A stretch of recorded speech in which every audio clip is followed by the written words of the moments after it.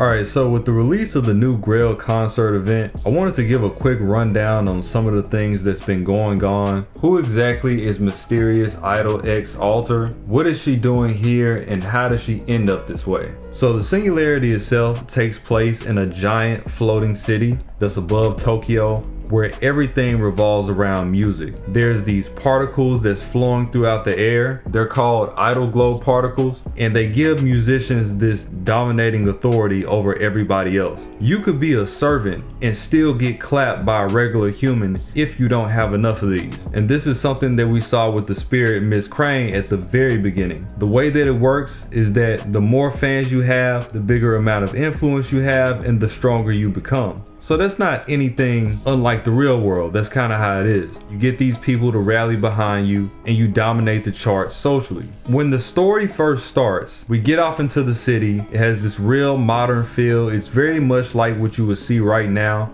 There's a bunch of hints in the background as to what you could expect out the story. You see Serenity on the LCD in the back. You see Maeve on the top left billboard. And even on the right side, you can see a promotion for the Hollow Wars. It just makes it real apparent. They're showing a lot of attention to detail and giving us a lot of setup. I'm really glad that they went forward with the music event, because when you think about it, music is one of those things that's like magic, right? If you consider the influence and how people live by it and they can't live without it, you start to hear a song that you like and all of a sudden you get caught in a trance. Even on a biblical level, just for example, it's been speculated that Lucifer had ties with music back before he got kicked out of heaven. So it makes sense that music itself will be viewed as some type of sorcery or some type of witchcraft when you really start to piece it together. And you know, if it's biblical, you know that it's everywhere else, because there's a ton of cultures that predate even that. So when we first get into the Singularity, Miss Crane tries to come in and save us, and she ends up getting bopped. So MHX has to come in and rescue all of us, including her. And what Miss Crane does is she ends up paying MHX back by bestowing her with a very unique idol outfit. Despite the fact that she's a good singer, MHX had no fans until she got this outfit. The moment she put it on, everybody started to notice her and her power started to skyrocket. And the reason for this is that it turns out that Miss Crane is a caster that specialized in tailoring. Yes, that exists. We're a long way from home, I know. That in mind, the unique properties of this outfit boosted her idol particle intake and again made her stronger. I do really like the design for her outfit a lot. Pink and green is a very daring color scheme, but it actually turned out alright. I think most of this is because the whites are so pervasive and that scheme is more so used as an outline, so it doesn't really feel overwhelming like it should. And she really loves it too, as you can tell. The concept of being an idol, you know, that's a huge thing in Japanese culture in general. If you haven't listened to it, you probably at least heard of J-pop or K-pop at least once, and that's because they're really into it. It's a really big thing, and the event is kind of taking note of that. So that's how MHX Alter got her outfit. She's really starting to feel herself. She's been gaining a lot of courage from this. She's been out here doing street performances, building up her reputation. People love her. And eventually, she's about to go on her big debut. And what we do as Caldea on the side is, we're basically like an agency for her. We manage her, we do the production, we get things together. She mentioned that the way that she got here is that she was having a big showdown with one of her friends in the Servant universe. They were fighting, and after the collision, it ended up sending her here, though she can't exactly explain why. She does mention that this friend is a female, and she's the one that actually got MHX into music. They used to do karaoke together, and MHX always wanted to impress her by doing a good song for her. There's also some random side flex lore that by using her glasses, she can teleport to anywhere in the universe, which also likely had a lot to do with her getting here. Now, when it comes to the performances, as it turns out, Billy the Kid and Calamity Jane are the two hosts for the music shows, and this is where the Idol Holy Grail War takes place, that being them them competing for the Grail via their songs. The people that come into the competition are also hand selected, and this is one of our first issues because MHX didn't make the cut. She was too fresh, she was still building up her name. So Miss Crane tells us, well, I guess we just gotta get the tickets off somebody else. And that's when we finally run into Maeve, and this is the person that we end up trying to get the tickets off of. So another thing about Miss Crane is that she's really good with special effects. That's a part of her being a caster. She's really good at creating set work. So that also means that she's good at creating illusions, which further explains why she ended up in the caster class. It makes way more sense than the tailoring, I'm telling you. So using some of these special effects, we're able to bypass a lot of the security. Not all of them, but majority of them. And then we beat the rest down, and then we finally get into the show. And then the music comes on. The music starts playing again. And I gotta say, the music in this event is incredible. The outfits are great for every single one of the characters. They all got new Spiritron dresses, from Maeve to Serenity to Joan, and there's a bunch of others you're gonna see as we get more into it. They all look really good. So we go out into the show and we end up crashing Maeve's performance. By the way, Tomacat is also here. Her and Maeve are a part of a group. They work together. And it told us this earlier that having more people in the group makes it easier for people to get fans and get a bigger influence because of that dynamic between them. It gets people more invested. So they already got it easier in that aspect. And then MHX has to take them on by herself as a solo act. So she takes them on, but as I mentioned, with the help of the outfit, she's gotten a lot better and she beats them. And she's taking their fans right before their very eyes. Everybody that's in the crowd is starting to root for her. And then MHX Alter felt bad, so she said, you know what, we could be a group. So she offered them to join together and they would all become a band. So that's what it ended up being. Tamamo Cat, MHX Alter, and Maeve were all in a band together, with Maeve being the lead role. The first people that we end up going against is Helena and her band. She had a band including Joan, Altera, and Ushiwakamaru. And the big difference with their group is that they added drama. So instead of just performing, they would also act out the scenes and treat it more like a musical. So it was very overwhelming for us at first to adapt because we're only performing music. We got a lot to make up for, but we end up driving forward with the best of our efforts from everybody on the squad, and we end up swaying the crowd anyway. The next thing they do is continue with their rehearsals. They end up going to a training camp, which just so happens to take place on a beach. The story even made a joke about this, like,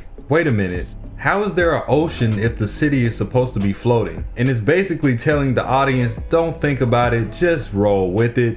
So while they're on this beach, they run into their next competition, that being the Dream Gone Girls, which features Serenity and Nido Chris. The thing about their team is that it revolves around their affinity towards death. While they're performing, they're able to swallow up the entire atmosphere in darkness, and the more people they can get to feel sad, or in this case emotionally connected, it's like a performance boost for them. So we're on the beach and all of a sudden everything turns dark. It's because of them. We spar with them. Nido Chris claims that they're gonna beat us. We don't stand a chance. Another thing that we have here is that the head of this beach resort is Nobu. Apparently they decided to throw her into the Singularity too because her summer form does play music as a form of assault. So they found a way to shoehorn her into the event as well, which is hilarious. You even got the mini Nobus popping up from time to time during the dialogue. Her brother is also there. Something that we learned from us sparring with the Dream Gone Girls is that Maeve ended up getting injured and she didn't tell anybody. So now we need somebody to take her place. Well, it turns out in the background, Mash has been doing private lessons with Nobu. She's been so influenced by seeing them perform that she herself had to get in on it, even if nobody knew about it. So Mash is the one that ended up filling in our last spot. So instead of Maeve being our leader, now X had to take her place and do the lead role, and Mash filled in the gap. We go into our next concert with the Dream Gone Girls, and somehow we managed to blow them out the water despite them having the advantage, and now we're on our way to the concert finals. We get to the finals and we find out that we're going against Nero's crew. her crew consisting of Uriel and Shutendoji. And we come to find out that Nero has actually postponed the finals for a week because she realized that May wouldn't be able to attend, and she couldn't bear the idea of losing without us being at our full potential. In the meantime, we run into even more issues. MHX Alter's outfit wore off and it just broke apart into pieces, and she tries to do a song without it and she sounds awful because, again, the outfit gave her a lot of courage in terms of writing lyrics. She doesn't sound bad vocally, but her lyrics are terrible. So we end up having to wait a lot of the time for Miss Crane to fix that outfit, and now she feels even stronger than she was before. We beat Nero Squad at the finals, and it turns out that Miss Crane was the one that had the grail, except there's two Miss Cranes, and the one on our side was just a clone based off the one that's running this entire Singularity.